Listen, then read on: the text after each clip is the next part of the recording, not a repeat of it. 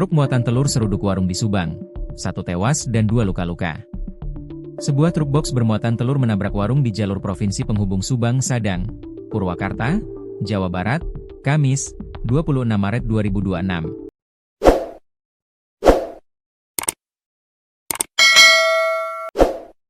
Insiden tersebut terjadi di Kampung Cijoget, Desa Lengkong, Kecamatan Cipounde UI, Kabupaten Subang, sekitar pukul 11.40 waktu Indonesia Barat.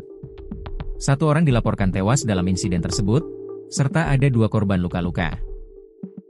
Berdasarkan keterangan di lapangan, truk dengan nomor polisi B8270 RU diketahui melaju dari arah Subang menuju Sadang, Purwakarta.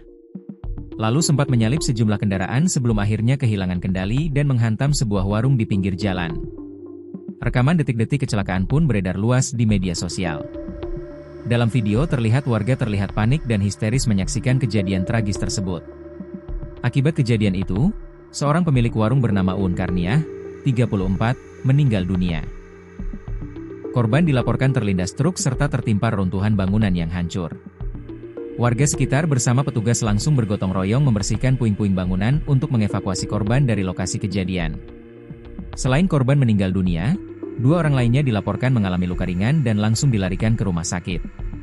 Seluruh korban dievakuasi ke RS Raihan untuk mendapatkan penanganan medis.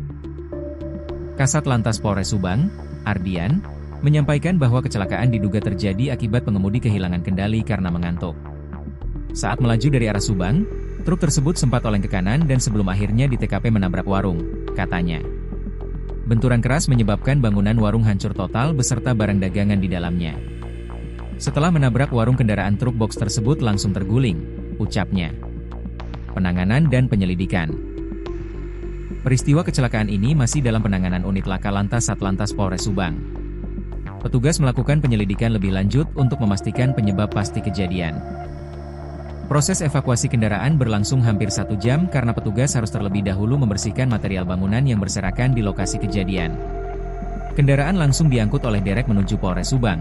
Begitu juga untuk sang sopir yang sedang kita mintai keterangan, ujarnya.